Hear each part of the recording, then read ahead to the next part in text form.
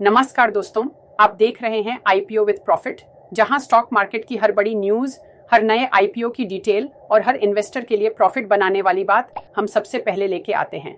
आज का वीडियो एक मेगा अपडेट है, क्योंकि हम कवर करने जा रहे हैं 5 ऐसे स्टॉक मार्केट धमाके जो आपके पोर्टफोलियो को डायरेक्ट इम्पैक्ट कर सकते हैं।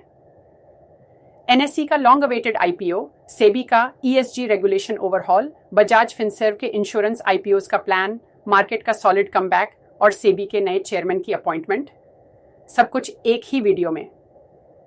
तो वीडियो को एंड तक जरूर देखिए, और अगर आप नए हैं चैनल पर तो सब्सक्राइब करना ना भूलें, क्योंकि ये चैनल आपको देता है प्रॉफिट सिर्फ नाम में नहीं, हर कंटेंट में। सबसे पहले बात करते हैं एक ऐसे आईपीओ की जिसका वेट इंडियन इन्वेस्टर्स 8 साल से कर रहे हैं। हाँ, हम बात कर रहे हैं एनएसई के आईपीओ की। नेशनल स्टॉक एक्सचेंज, जो इंडिया का सबसे बड़ा और सबसे लिक्विड स्टॉक एक्सचेंज है, फाइनली अपने आईपीओ की तरफ बढ़ रहा है। आपको याद होगा कि 2016 में एनएसई ने आईपीओ फाइल किया था, लेकिन उसके बाद algo trading scam, regulatory compliance issues और सेबी के स्ट्रिक्ट एक्शंस के चलते ये आईपीओ डिले होता गया। लेकिन अब रॉयटर्स के रिपोर्ट के अकॉर्डिंग सेबी और एनएसई के बीच कंप्लायंस इश्यूज रिजॉल्व हो रहे हैं और ये आईपीओ अब सच में होराइजन पर दिख रहा है। अब आप सोच रहे होंगे ये आईपीओ मार्केट के लिए क्यों इंपॉर्टेंट है। देखिए, जब एक ऐसी इंस्टीट्यूशन जो पूरे स्टॉक मार्केट का बैकबोन है, जब वो लिस्ट होती है तो ट्रांसपेरेंसी बढ़ती है, इन्वेस्टर पार्टिसिपेशन इंप्रूव होता है और कैपिटल रेज होने से टेक और इंफ्रा अपग्रेड्स होती हैं। एनएसई एक हाईली प्रॉफिटेबल कंपनी है जिसका नेट प्रॉफिट 8-7 हजार करोड़ के आसपास है। जब ये आईपीओ आएगा, इसका वैल्यूएशन 800 लाख करोड़ से ऊपर हो सकता है।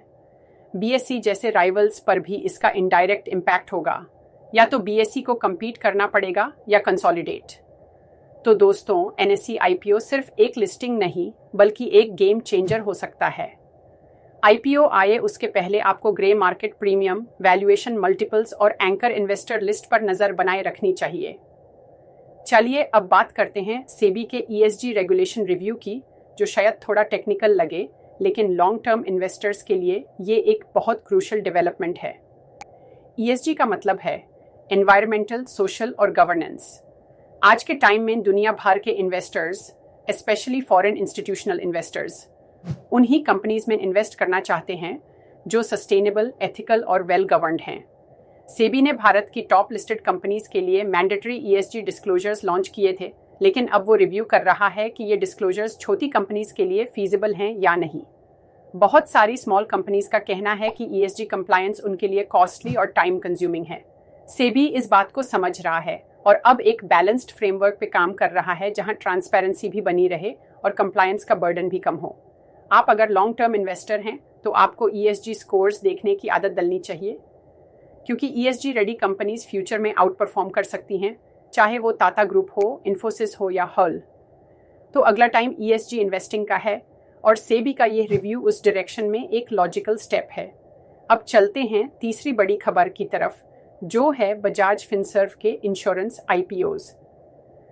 बजाज फिनसर्व ने रिसेंटली कंफर्म किया है कि उनकी लाइफ इंश्योरेंस और जनरल इंश्योरेंस आर्म्स, यानी बजाज अलायंस लाइफ और बजाज अलायंस जनरल, दोनों को फ्यूचर में स्टॉक मार्केट पर लिस्ट किया जा सकता है। हालांकि अभी एग्जैक्ट टाइमलाइन डिक्लेयर नहीं हुई है, लेकिन ये अनाउंसमेंट इन्वेस्टर्स के लिए काफ़ी एक्साइटिंग है। आपको याद होगा एलआईसी का आईपीओ या एचडीएफसी लाइफ और आईसीआईसीआई लोम्बार्ड के लिस्टिंग्स, सबने मार्केट में काफ़ी बज़ क्रिएट किया था। इंश्योरेंस एक ऐसा सेक्टर है जो लॉन्ग टर्म में स्टेबल और प्रॉफिटेबल ग्रोथ देता है, और बजाज के दोनों इंश्योरेंस आर्म्स काफ़ी एस्टैब्लिश्ड हैं। अगर ये आईपीओज आते हैं तो बजाज फिनसर्व की होल्डिंग कंपनी होने के नाते उसकी वैल्यूएशन में भी अनलॉकिंग हो सकती है। होल्डिंग कंपनीज का स्टॉक आईपीओ के पहले ही रैली करना शुरू कर देते हैं, जैसा हमने एचडीएफसी बैंक और एचडीएफसी लाइफ के टाइम देखा था। तो आप अगर बजाज फिनसर्व ट्रैक कर रहे हैं तो अब उसे और क्लोजली देखने का टाइम आ गया है। अब चौथी बड़ी कहानी, जो है इंडियन स्टॉक मार्केट की कमबैक स्टोरी। फरवरी 2025 में हमने देखा एक हिस्टोरिक मार्केट क्रैश, जहां निफ्टी और सेंसेक्स दोनों ने मल्टी ईयर लोज टच किया। ग्लोबल टेंशंस, एफआईआईज का एग्जिट और वीक अर्निंग्स आउटलुक ने मार्केट को काफ़ी नीचे गिरा दिया था। लेकिन अब अप्रैल के महीने में हम देख रहे हैं एक silent yet powerful recovery. Nifty ने अपने लोज से 5% प्लस का बाउंस दिया है और ब्लूमबर्ग के एनालिस्ट्स का कहना है कि मिड 2025 तक ये 6% प्लस और बढ़ सकता है। इस रिबाउंड के पीछे के रीजंस हैं। सबसे पहला, बाय द डिप इन्वेस्टर्स की एंट्री।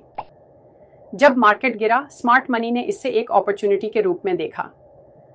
दूसरा, इंस्टीट्यूशनल इन्वेस्टर्स का रिटर्न, जिन्होंने अब फिर से इंडियन इक्विटीज में इंटरेस्ट दिखाया है। और तीसरा, डोमेस्टिक रिटेल इन्वेस्टर्स का स्ट्रॉन्ग सपोर्ट, जो SIPs और म्यूचुअल फंड्स के थ्रू मार्केट को कुशन दे रहे हैं। तो अब सवाल है, क्या मार्केट का वर्स्ट टाइम चला गया है? कोई सर्टी नहीं है, लेकिन इंडिकेटर्स तो ऑप्टिमिस्टिक दिख रहे हैं।